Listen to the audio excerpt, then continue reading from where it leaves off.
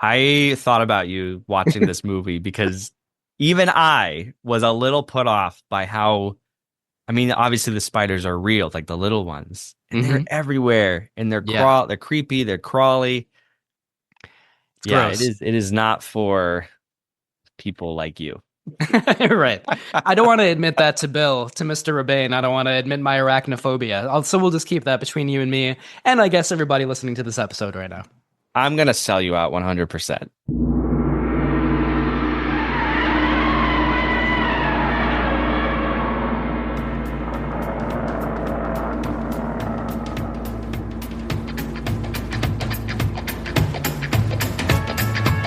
Hello and welcome to Camp Kaiju Monster Movie Podcast. We're your hosts, Vincent Hannum, And Matt Levine. and we're talking about all our favorite monster movies, the good, the bad, and the downright campy, and asking if they stand the test of time. Traditional kaiju, creature features, space invaders, the supernatural, and everything in between. All strange beasts welcome here. Camp Kaiju is brought to you by Zach Linder and the Zach Pack, powered by Coldwell Banker Realty. Whether you're looking for your dream home, a savvy investment property, or expert guidance in a home rehab and flipping, the Zach Pack has you covered.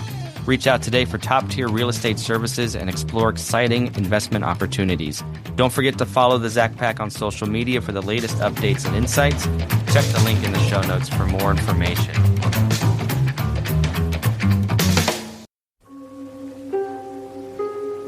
In a small Wisconsin town, something was about to happen that would send shockwaves around the world.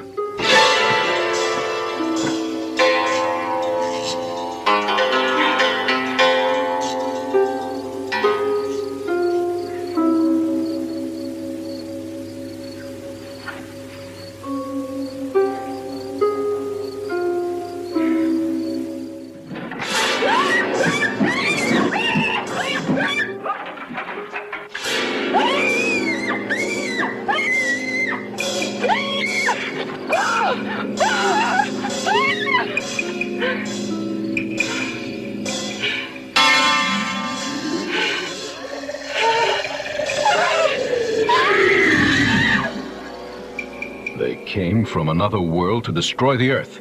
It was the giant spider invasion.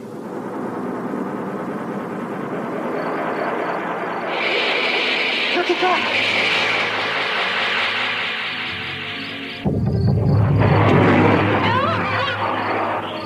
There's still missing an X-ray shower from the ground level at a magnitude never before measured on Earth except a nuclear explosion. Well, Doctor, it could be an abortive strike from a unfriendly power. Oh, come on. You don't think a missile landed here? I told you something landed here last night. Look, it's full of them. I'm very concerned.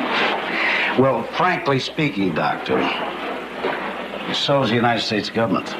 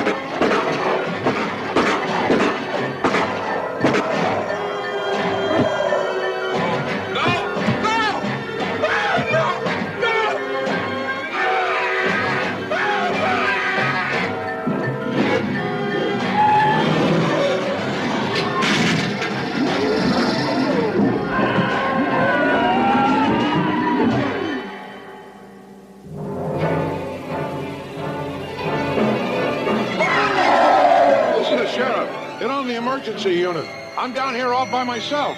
They're hell-bent on destroying that beast. The crowd's beginning to take over. Well, call the National Guard back. Tell them we need some heavy equipment, guns, tanks, anything. They came by the hundreds, by the thousands, killing and crippling, creeping, crawling creatures determined to destroy the earth. Could anything stop them? Could anything stop the giant spider invasion? There has never been a film like this before.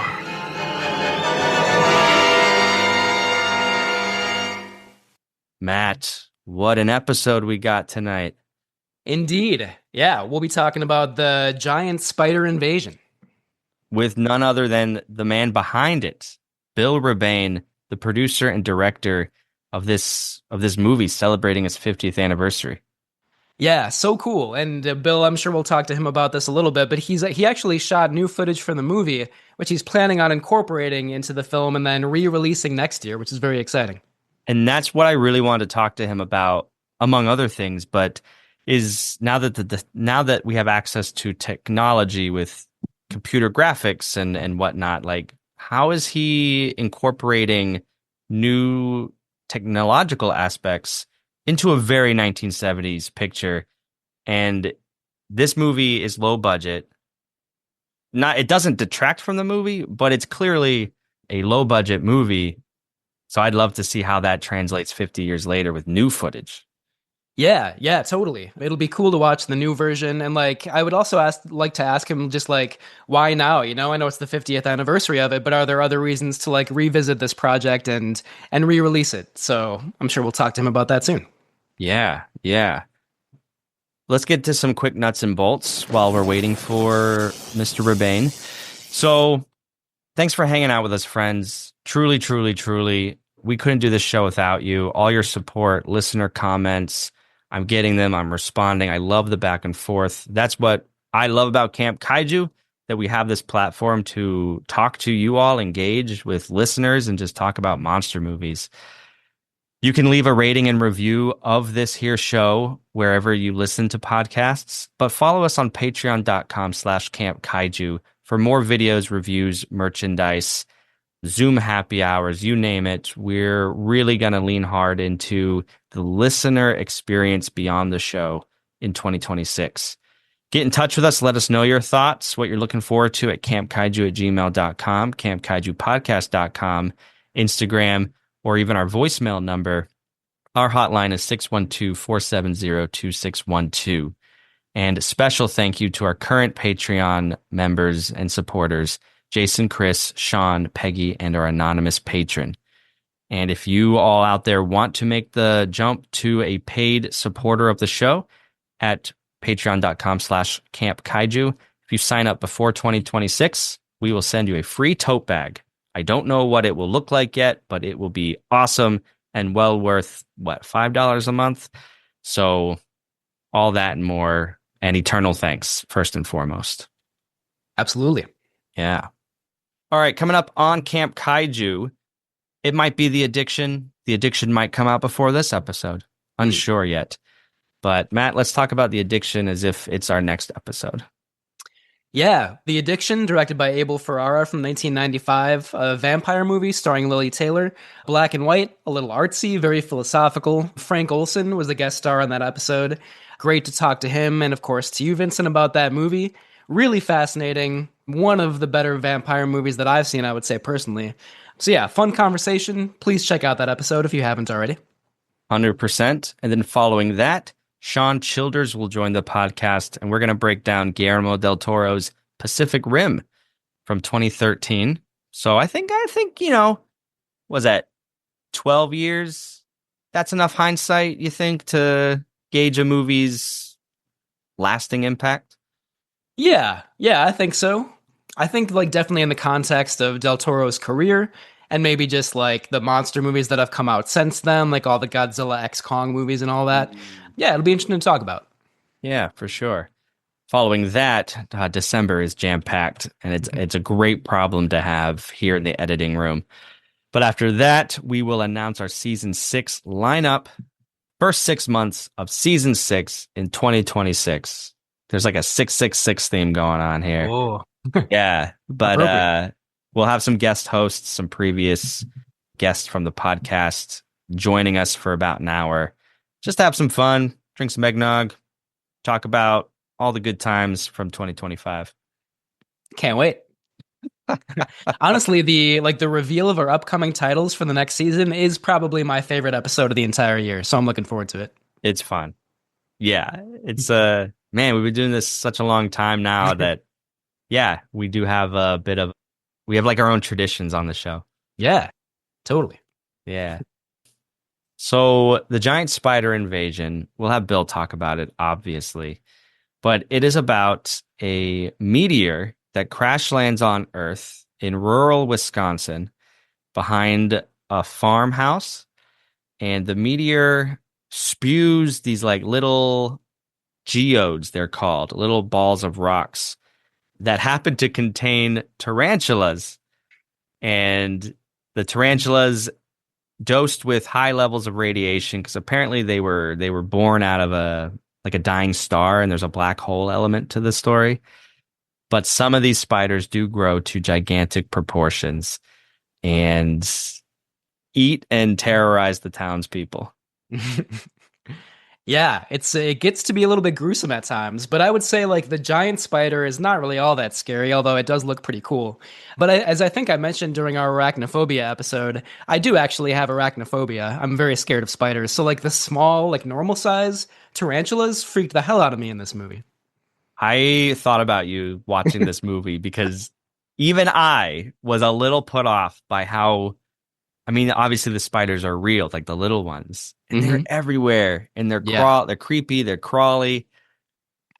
It's gross. It is not for people like you. Right. I don't want to admit that to Bill, to Mr. Rebane. I don't want to admit my arachnophobia. So we'll just keep that between you and me, and I guess everybody listening to this episode right now. I'm going to sell you out 100%. That's fair. But I do want to talk to him about using the live animals on set. Were they easy to wrangle? We talked about that in our episode about arachnophobia. Now, I'm not going to talk to Bill about this, but I mean, I could, I guess. But let me ask you, I didn't see any maybe like overt or obvious signs of harm to the spiders. There is one shot where we see a tarantula on top of like a dresser, and then it cuts to the young girl, I forget the character's name in the movie, and she is screaming, she's very scared, and then she like crushes it with an iron, and we do see blood splatter. So I think maybe they killed the spider in that shot, but I don't totally know. But I need to look it up because there was so much, it was like a blood pop. Yeah. And I don't know if a real tarantula would pop like that. And the cut was so quick. Maybe we ask him about it. Should we ask him about it? Yeah. Were any animals harmed during the making of the movie? And look, despite how I may feel about it, I don't want harm to come to any animals in the movie. But I'm not going to ask that question from a place of judgment. Right. I'm a filmmaker. I'm just curious how it was done 50 years ago. Yeah. Right. At a very low budget also. Yeah. Maybe they couldn't afford to kill a tarantula. or maybe they had to like actually kill a tarantula because they didn't have special effects for it. I felt like it could go either way, but I'd be curious to hear that too. Okay, let's ask him. Or we could, like you said, we could just ask him what it was like working with the animals and how they were, Yeah. Listeners, I've spoken to Bill on the phone a little bit. He's a very sincere sounding, genuine man and individual. Me and Matt are here just to generally learn from him about the making of this movie, his career. He worked apparently with Herschel Gordon Lewis. And Matt, can you speak a little bit more to that director? Yeah, I actually haven't seen the movie that they worked on sort of together, although I think actually Bill Rebane shot footage for it, and then Herschel Gordon Lewis kind of took it over.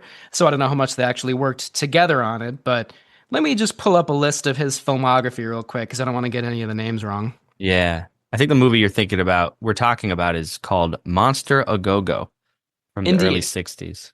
Yes, and I have not seen that one, unfortunately, but Herschel Gordon Lewis, one of his nicknames is the Godfather of Gore.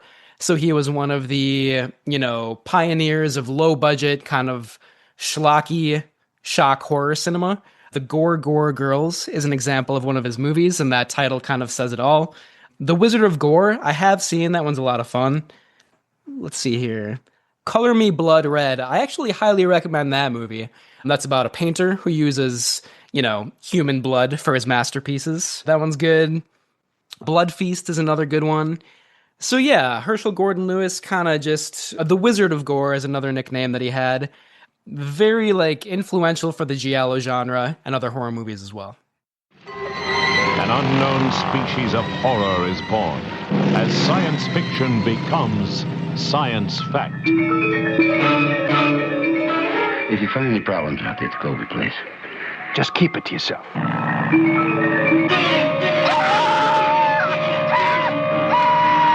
He's over at Colby's. He's found another 20 or 30 hills just like the one we burned.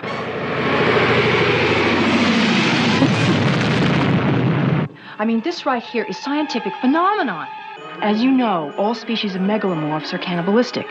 If you put them together, they'll kill each other off. They just don't colonize like ants or bees do. An army of deadly predators, searching, destroying anything in their path. Why did they come? What do they want? In the tradition of the great science fiction thrillers, Dimension Pictures presents Kingdom of the Spiders, starring William Shatner, Tiffany Bowling, Woody Strode, and introducing Alta Reese Davis. The spiders in this area have organized themselves into an aggressive army. I've never seen anything like it. One minute they weren't there, and the next minute they were everywhere. Jump at a girl.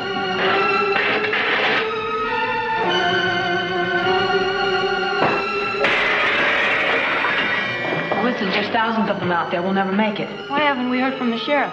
He must know we're trapped in here. I'm telling you, I don't think we should chance it.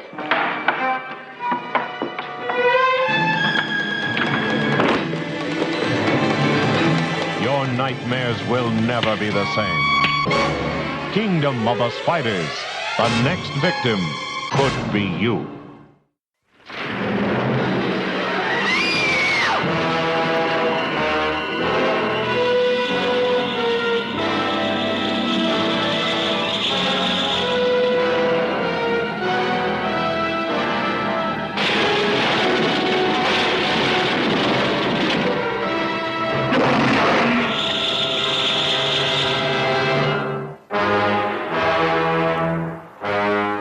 What if circumstances were to magnify one of them in size and strength, took it out of its primitive world and turned it loose in ours? Then expect something that's fiercer, more cruel and deadly than anything that ever walked the earth. Even science was stunned. The new atomic miracle should have been mankind's greatest boon. Instead, when such power to cause phenomenal growth proved dangerously unstable, man was confronted with his most shocking blunder. The isotope triggered our nutrients into a nightmare. A blunder that transformed a tiny insect into the 100-foot spider that was now ravaging the panic-stricken countryside.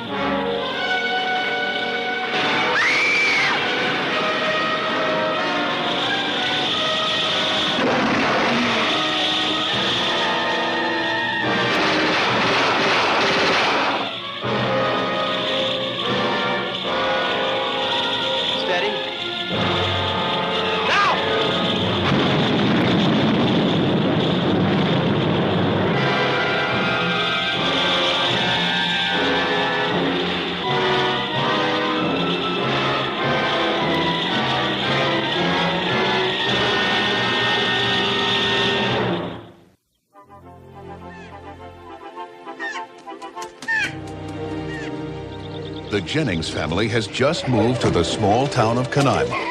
Oh, Ross, smell that air. Oh, God. In search of a simpler life. Want a bull fry? Okay. It's the perfect place. Goodbye crime, goodbye grime. Except for one pesky little problem. Come with me and look at the web. The web? I have a terrible fear of spiders. Come on, we live in the country now. It's time to work through this irrational, paralyzing terror. It's not irrational.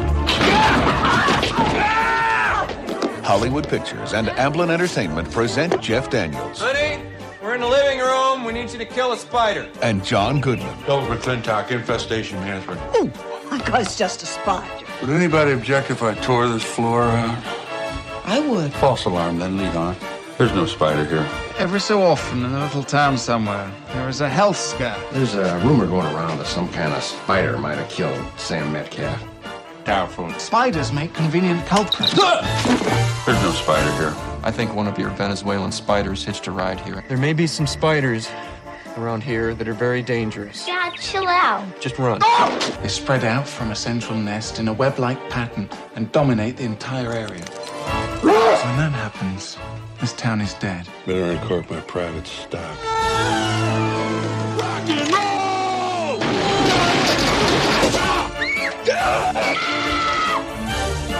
Hollywood Pictures and Amblin Entertainment present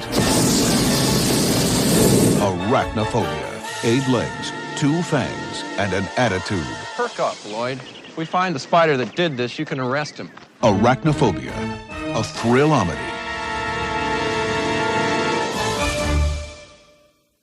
What? You know what? This episode is the giant spider invasion of Camp Kaiju episodes. Where there's a will, there's a way. Yeah. Okay, listeners, so here's what happened. We had Bill Rebane on the call.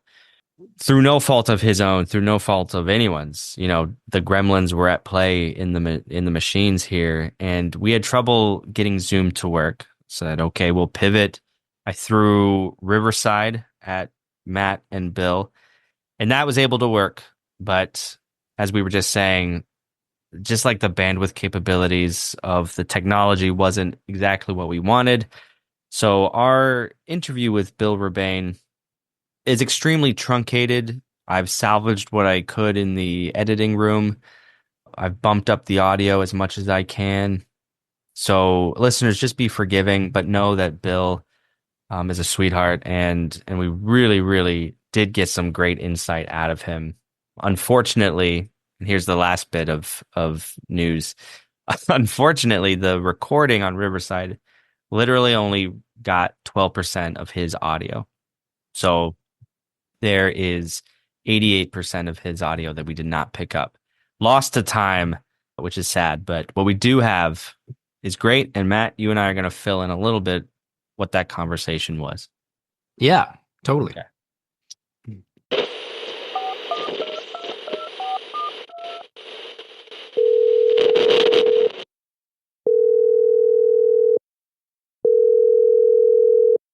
Hi, Bill. This is Vincent Hannum with the Camp Kaiju podcast. Good. Yeah. Oh, sure. Yeah. No, we're getting it ourselves here in the Twin Cities. Is now still a good time for you to chat about the movie? Definitely. Yes, absolutely. I'll be online with the Zoom link. Okay. Yeah, take your time, sir. I'll be here with you, waiting for you. I totally understand. Yeah. All right. Thank you, sir. You got it. Bye-bye. Bill's getting a heavy snowstorm. Yeah. He's on the north shore of Wisconsin. And he is bringing in outdoor furniture right now. Oh, okay. That's cool. We're supposed to get snow here too, so I understand that. Yep. But he said he'll be on in 5 minutes. Okay, cool. Get one more chair in. Thank you, man, for doing this with me. Yeah, no problem. Hope he's able to join. Yeah, we'll get it. Yeah. I mean, it's exciting, but talking to like a legitimate filmmaker here. Yeah. Yeah, for sure.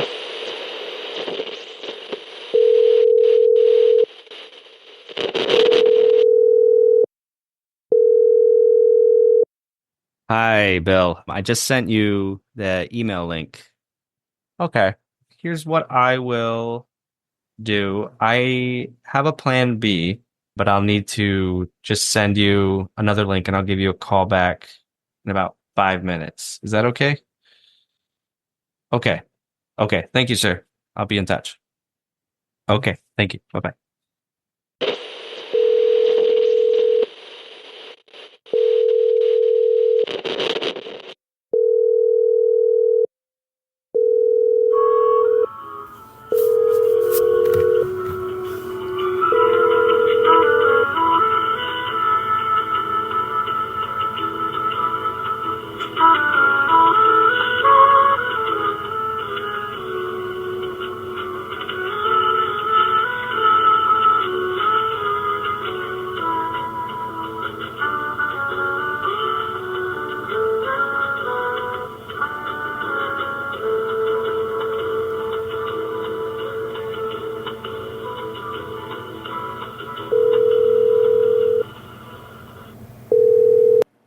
I think we've got you. Yes, we did it. All right, thank you, sir. I'll hang up the phone and talk to you on the computer. All right. Hey, we're here. We're met. We'll make it work. Yeah, I wish. You know, getting old sucks big time. You make it look good. I mean, you're on your feet all the time. I was watching clips of you on the news just a month ago. You're running this new restoration of the giant spider invasion. Oh yeah, what a nightmare that was.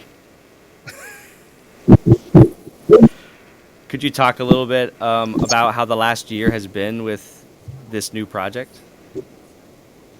Well, it's been pretty strange. You know, I sold the negative and the original picture to a friend in La La Land.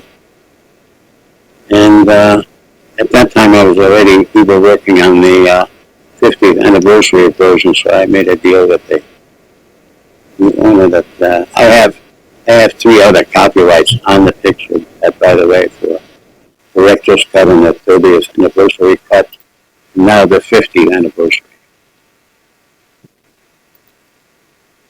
So I have a lot of materials, but my friend Jeffrey Epstein in Hollywood is, I think it's be okay. We've got a deal where we'll join forces and trying to. He has the 2 remake sequel rights, which of course I'm going to honor. But hopefully we can take the package, the 50th anniversary version. I mean, congratulations on the new footage and the re-release. It's such good news that it's going to, receive a wider audience and a new generation of people to love the movie. It's great news. But Bill, Mr. Rebane, we'll let you go. We got snow here. I've got furniture I know I should have brought in out in the back. But with that said, if you want to come back at all and just, shoot the breeze about your movies or other movies, we don't have to talk shop all the time, but we value your time and your insight and would, just love to continue the conversation another time if you're open to that.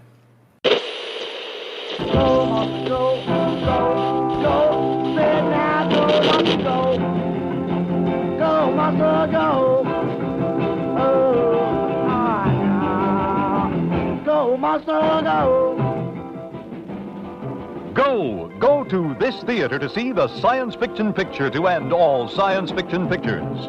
Did he or didn't he? Is he a monster or isn't he? Only his space agency knows for sure, and they won't tell. When the capsule comes down without the astronaut, everyone is on the go, including who or what did come down. Monster a Go-Go. Here's the picture that grabs the screen and shakes it. The picture that makes you wonder if the Earth is coming to an end right in the theater in front of you. Never in your life have you seen such a combination of happy, sad, good, bad, rock'em sock'em action. When you walk out, you wonder what you've seen, because never has there been a motion picture like this.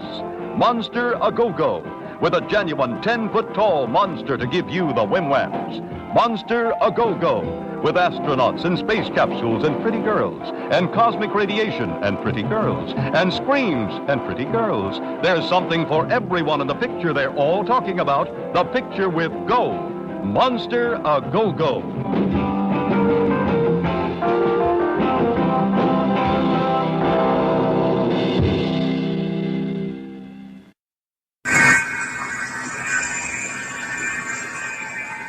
Epidemics of unknown origin has claimed the lives of some 5,000 people. Scientists and medical experts from all over the globe have not been able to diagnose the disease, and they are unable to get within 100 miles of the infected area. The thing is, Buck, that we are all outside. All work, nothing must be made.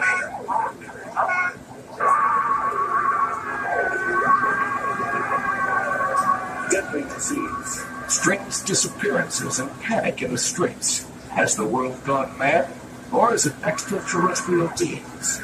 Find out information from Earth.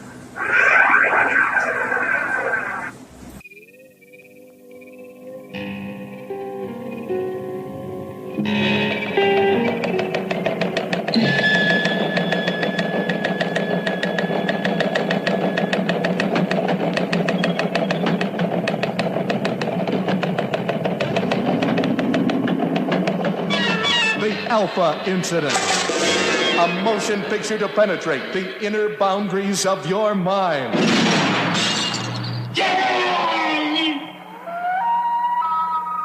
The Alpha Incident. I've never seen anything like this before. Well, that's a reasonable remark. Cut the crap, Jim. Who got final clearance on this stage of the project? You, me, and Fielder. Does he know? Oh, yeah. Where is he? He's getting the animals ready.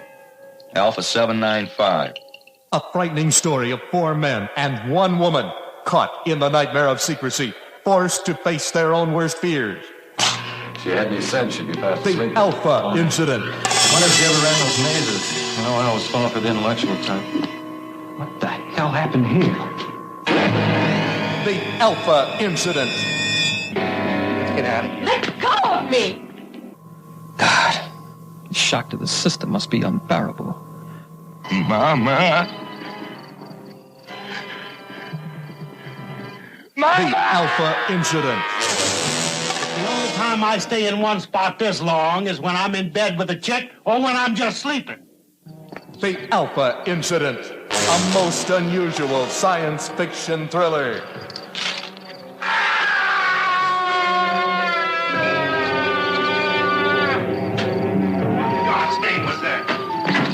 Like an animal. That wasn't a wild animal out there. We can't fall asleep. If we do, we die. Where does science fiction end and science fact begin? 5 people. You will never know until you see the Alpha Incident. Only a handful of people knew the truth, and there was only one ultimate solution.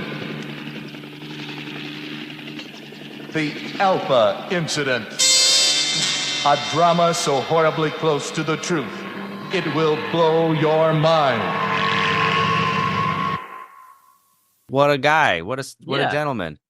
And just, I mean, like, first of all, how impressive it is that he made all these low-budget movies just out of sheer love for the art form and, like, having fun with it, like you said, and just being creative, and it's still going strong. It's all amazing. So cool. So where do we begin? I mean, I'm assuming the 12% is the beginning. Bill was talking about the restoration efforts he's been leading. Did you pick up much on that? Little bit. I'm excited to see what new stuff has been added. He didn't really talk about that too much, but he said that they'll have some kind of like sneak preview screenings coming up in Wisconsin. Hopefully more theatrical screenings later in 2026 and, streaming and Blu-ray sometime thereafter. So not a lot of specific information, but more on the horizon, Yeah, and Bill he lives and is based in northern Wisconsin.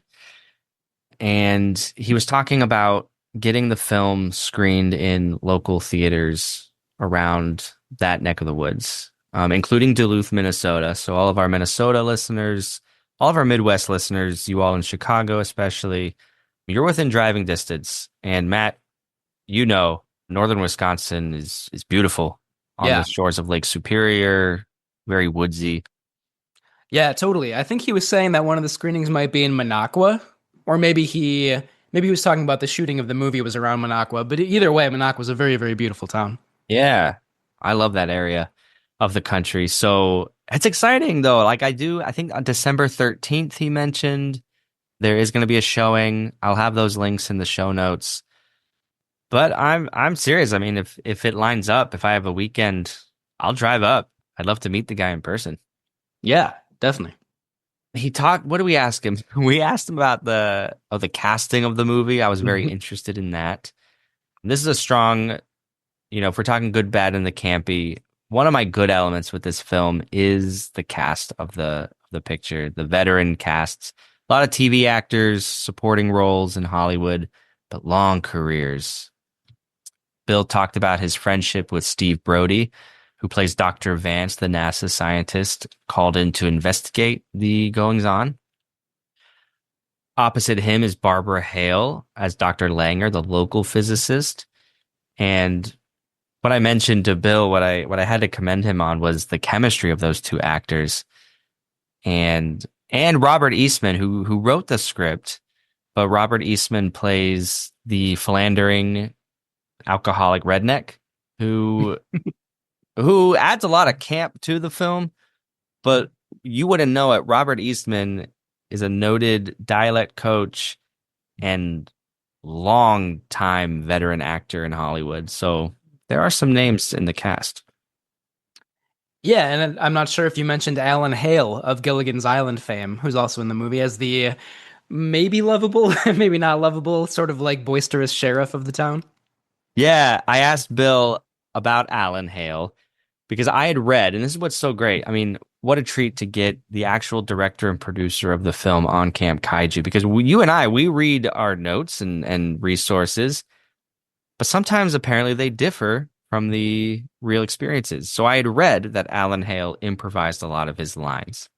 For example, towards the end of the film, when the spider's running rampant in the city,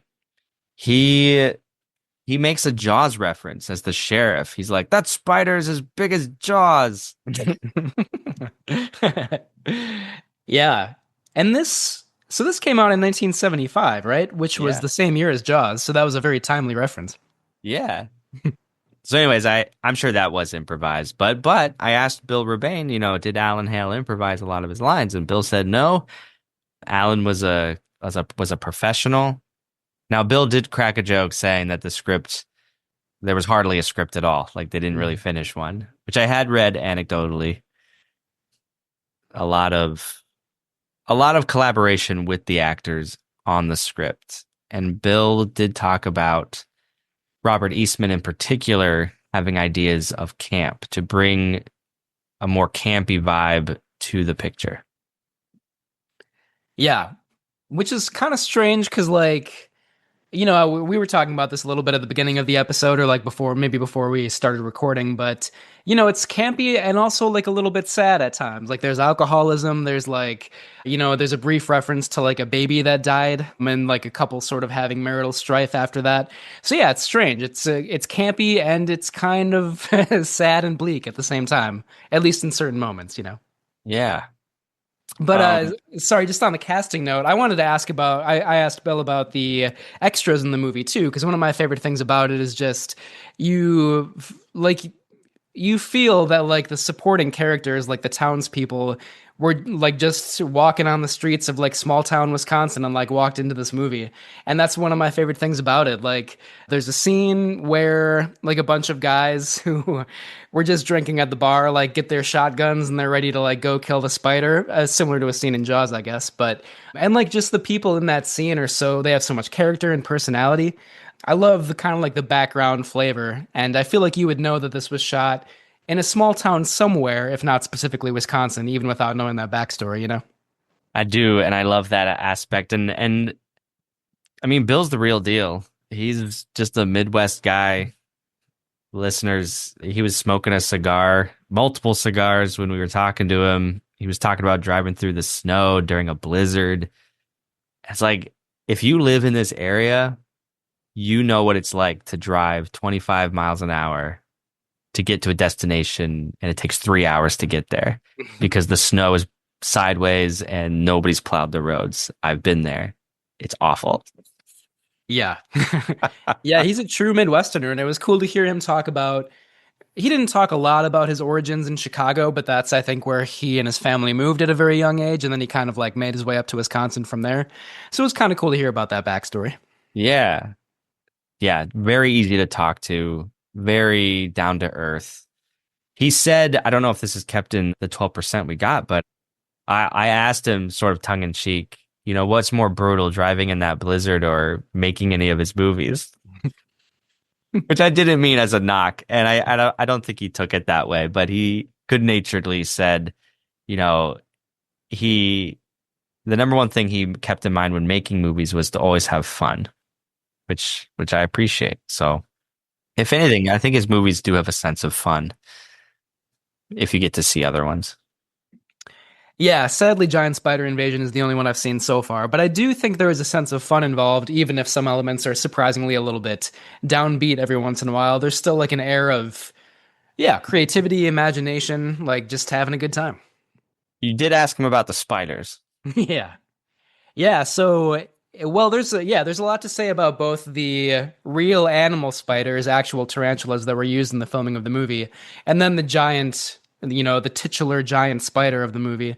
But yeah, I asked him about like the real live tarantulas because there are a lot of them that are seen in the movie. And I mentioned this briefly earlier, but I am actually scared of spiders, so like some of those scenes were a little bit hard to watch. And I missed some of what he said, but I think he was saying that like, his friend loved tarantulas and like they were kept in Bill's basement like during the making of the movie, which he didn't enjoy very much. But yeah, I mean, I like that element, and he didn't really talk too much about like how difficult they were to work with. But I assume his friend, who was like a lover of spiders and a spider handler, kind of took care of that element. Yeah, that was the special effects. The man behind the special effects on the movie. See, yeah, friends with Bill. Let me see if I can find that name and pull it up. Is it Bob Millay? Yes, Millay. Yeah. Yep. And the spider work is pretty good. I do too. I mean, there are, and we didn't talk to Bill about this, but well, I did mention to him again a genuine, general praise that I have for is the giant spider itself. Bob Millay rigged this thing up to a Volkswagen Beetle. And Bill did talk about, he was working with the executive producer. What was the name? I forget the names, but he came. This guy came to Bill to make a movie about a spider, and the guy told Bill, "We need it bigger, bigger, bigger, bigger, bigger." And Bob Millay rigged this thing up to a Volkswagen Beetle. It looks like the legs are puppet like. So honestly, I don't know how they rigged this thing up. I don't know exactly either. From what I read online and a little bit of what he was saying in the interview, I think there were two people inside of the Beetle, the VW Beetle, who were like one of them was driving it, and I think the other one was like operating the legs, like puppetry or animatronics or whatever you want to call it. But yeah, it must have been extremely difficult to do, like to drive, like to do both those things at the same time, Yeah, and now it's just me and you just talking as reviewers. I found the fact that the giant spider was on a car gave it a kind of fluid forward movement that I thought really worked. Yeah. And like it didn't look clunky. And you know what? I think the spider itself, objectively is goofy looking. But I was noticing the way it was shot. Long shot at a distance. Mm-hmm. Shot very up close. Shot from like angles. All these techniques to hide the fact that it does look goofy. You know what I mean? Yeah. Yeah. I think that works especially well in the scene where the spider arrives at a little league game and like all hell breaks loose and all the kids and the adults are like screaming, of course, and running away from this thing. That scene is pretty exciting and like it at least looks very striking and unique, because we see this giant spider in the background, but like you said, we never get a good look at it. And there's like all this chaos in the scene. It works pretty well. And the scene where the spider's on top of the roof of the house and it's breaking in to get at the young woman. Mm-hmm. I mean, that scene, again, as goofy as the prop may look, the giant spider, it's shot well, and you have the arms coming in through the walls. There's a lot of shaking happening. Dishes are falling off the furniture. I mean, I think he did as good a job as he could with the budget he was working with. Yeah, absolutely. And Bill was saying there was a different giant spider that was used for the scenes where humans are actually eaten by the spider. And I was surprised how gory those scenes were. Like you see a human like sucked up into the spider and just like blood pouring out everywhere. And like you see some of the corpses afterwards, and they're all like mangled, and they have like tooth marks in them or fang marks, I guess. It's like maybe not scary, but like definitely gross and a lot more just gruesome than I thought it would be. Which helps this movie so much when they can get a little shock value out of it. Yeah. Right. Mm-hmm. Yeah, I didn't expect people to get chewed up. In the beginning, there are mutilated bodies of cattle that are strewn about, which looks like Bill went to the butcher shop and purchased a bunch of meat. So it's like all very real, and I love it for that. It's got that real like 70s grit to the overall aesthetic of it. Right. Yeah, that's kind of one of the reasons I feel like it's both campy and kind of like sleazy, and I don't necessarily mean that in a totally negative critical way, but just like, yeah, it's gritty, it's like kind of unseemly or like unseemly is a better word than unsettling, but there's just like something, yeah, gritty is a perfect word for it. Something gritty about it. It's like low budget but taken very seriously and most mostly done really well. Mm-hmm. I mean, what else did we talk to Bill about? We talked to him. We went a little off tangent or on a tangent and talked to him about like his favorite movies. He's a fan of The Producers, the Mel Brooks film, which I love. Mm-hmm. Yeah.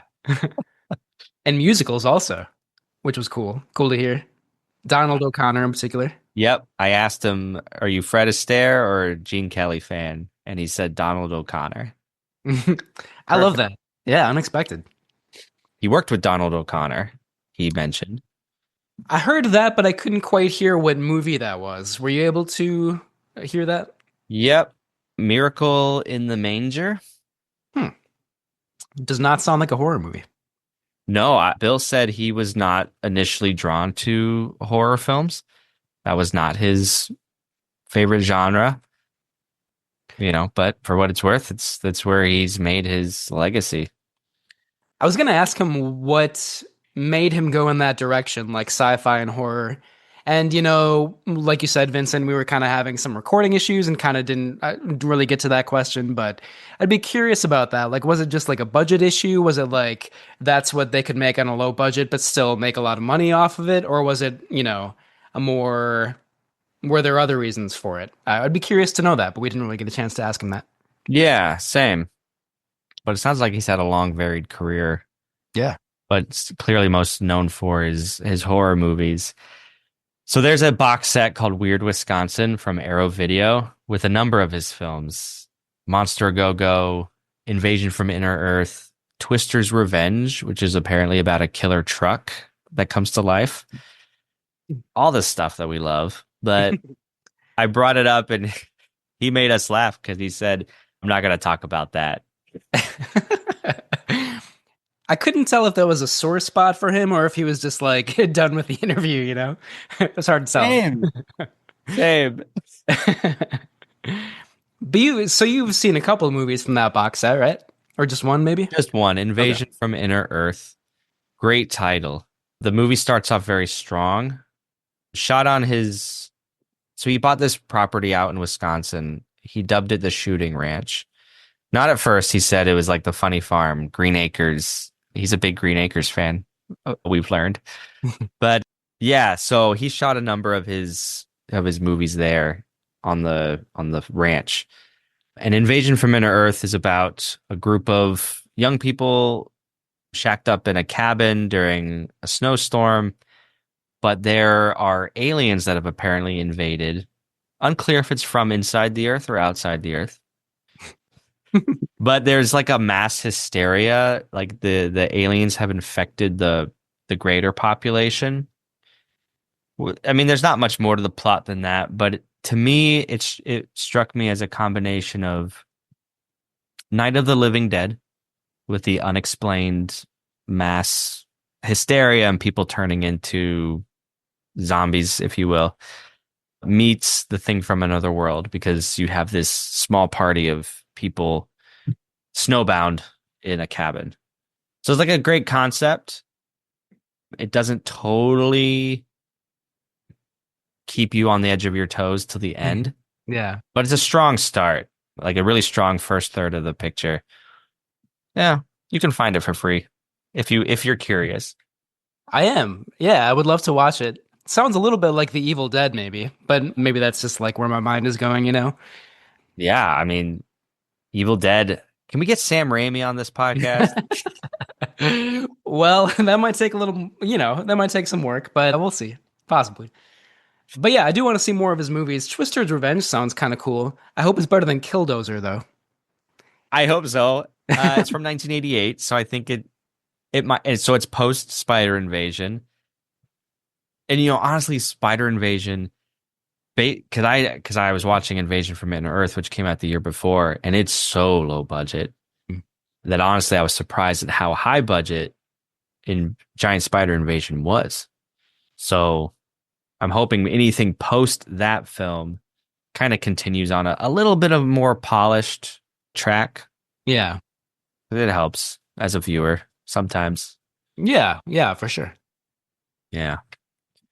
What else do we talk about? Or anything else that we want to talk about? I mean, I liked some of the other special effects in the movie too. Like the opening credits are against a shot of like the cosmos, like the night sky or whatever, and then you see like the meteor like streaking through the sky. That was a cool way to open the movie. Yeah. Okay, that reminds me. I think what Bill was talking about at the end was this new footage. I think he's trying to bring out the alien connection a little bit more. Because Cool. we know that the spiders came from outer space from a black hole. But beyond the initial meteor crash, like there's nothing that happens with extraterrestrials or anything. Right. That's cool. I hope the new footage kind of goes more into that because I like that element of it.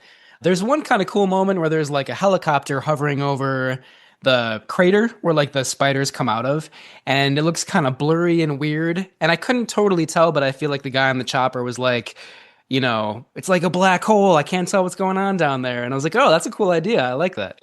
So maybe they'll go more into that in the new footage. That'd be interesting. I'd like to see that. Yeah. I liked. Yeah, let's just do like a quick breakdown. Oh, there was actually one jump scare that got me. It was the alcoholic wife. I think her name was Evie. She's in bed in her bedroom, and these tarantulas are everywhere, like these live tarantulas. And this is where it gets kind of sad because her husband thinks she's seeing pink elephants. The DTs, when you're an extreme alcoholic, you start to envision nightmare things, and she's seeing these tarantulas. Anyways, she wakes up. The scene is very calm. She goes to her dresser drawer.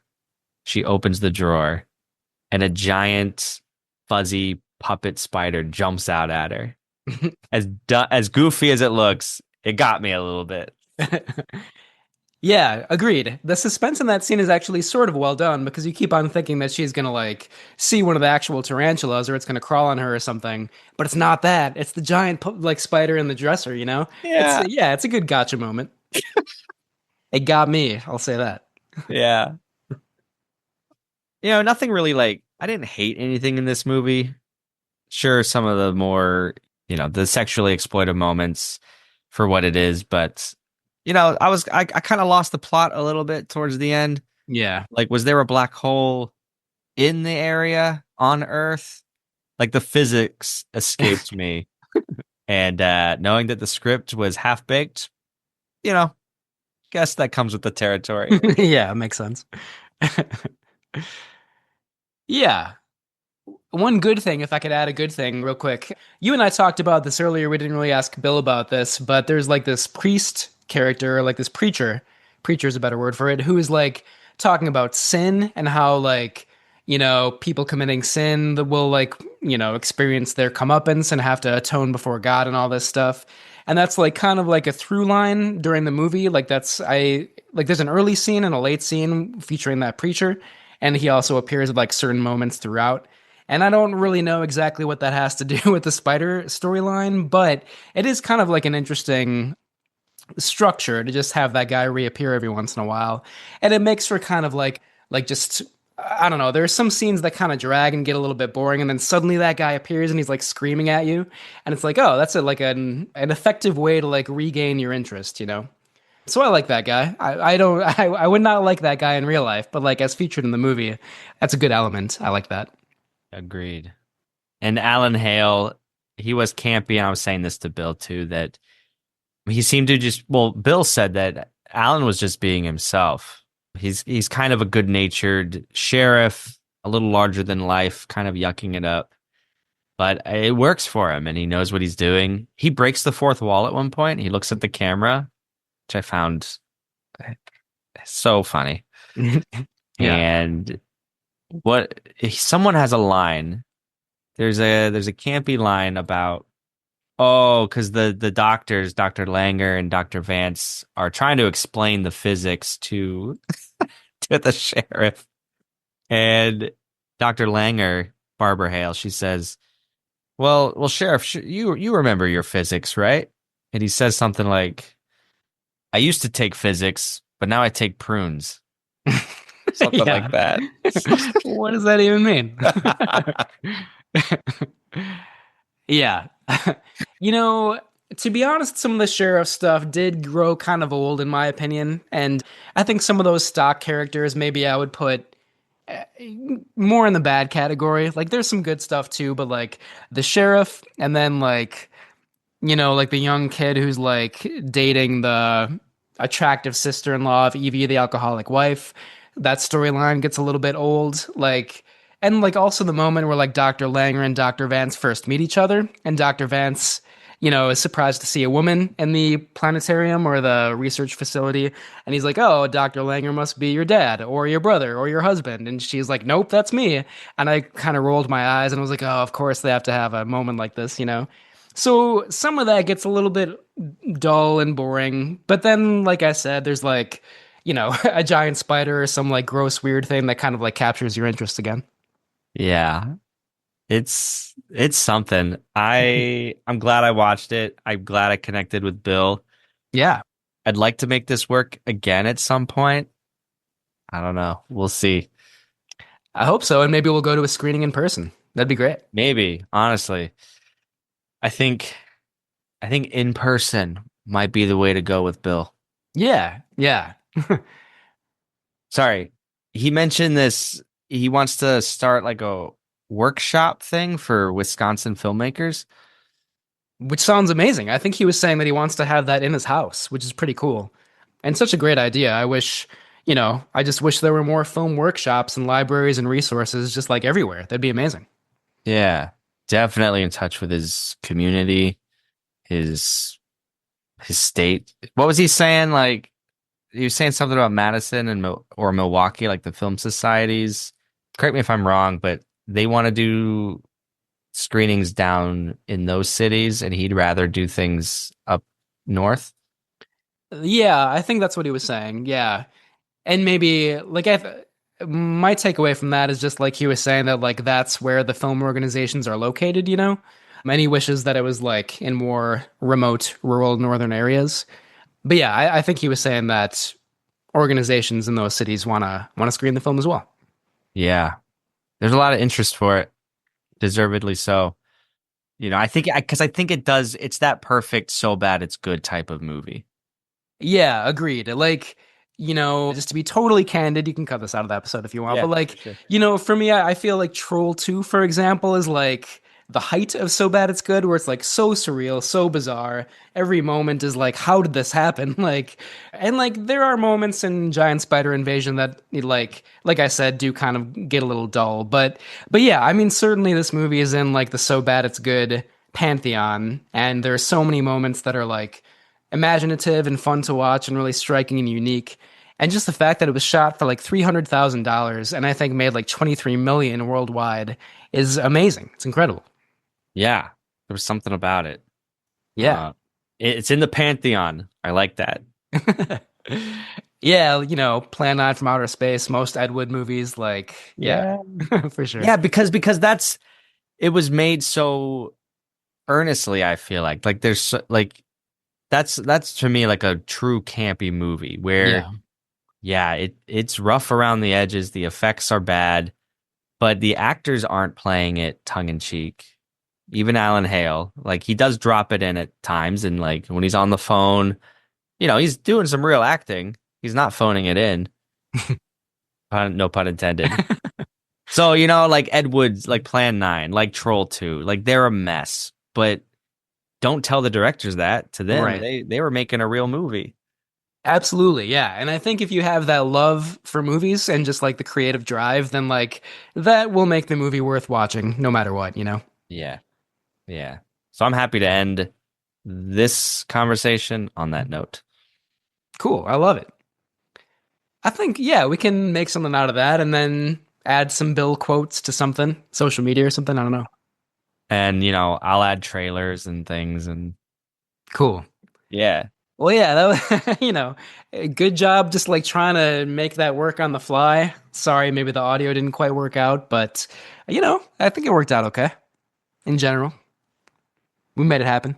We made it happen with a wing and a prayer. Thank you for rolling with it. Thank you. I feel like you made that work. So, yeah, glad we talked to him, and I think we'll be able to pull something fun out of that. I think so, too. Dearest listeners, thank you so much for going on that journey with us. It was truly a memorable experience, and we hope we did salvage enough to make this an enjoyable listening experience for you. Do check out The Giant Spider Invasion. It's on Tubi. It's widely available on streaming. If you want to buy the DVD, I'm sure those proceeds go to Bill Rebane and his company, so you can't go wrong there. It really is a movie you should experience for yourself. But let us know what you think of it. Please let us know what you think about this episode, about whether or not you'd like to hear more from Bill Rebane. Honestly, we would have him back on the show in a heartbeat. You can leave a rating and review of this podcast, Camp Kaiju, on your favorite streamers, on your favorite podcast apps. Visit patreon.com/Camp Kaiju for more reviews and special content. You can get in touch with us there on campkaijupodcast.com, campkaiju@gmail.com, on Instagram. Leave us a voicemail number. Join the ranks of Bill. Be a brief voice that will live on in eternity on the airwaves at 612-470-2612. Now, Camp Kaiju is recorded in Minneapolis, St. Paul, with Menia's Mailbox, music by Ben Cook-Phelps. We'll get back to Menia's Mailbox and our regular programming next time with The Addiction. So join us with that one. Thank you for listening. And until next time, stay campy.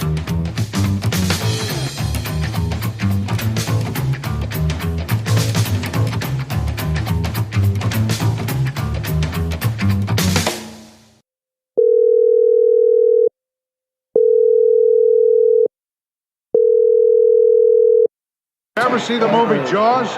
Well, it makes that shark look like a goldfish. I know.